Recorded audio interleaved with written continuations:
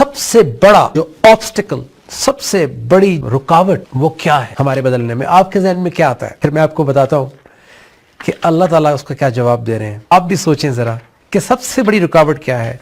रुकावट जहन में आएगी शैतान, मुआशरा, दुनिया, एनवायरनमेंट और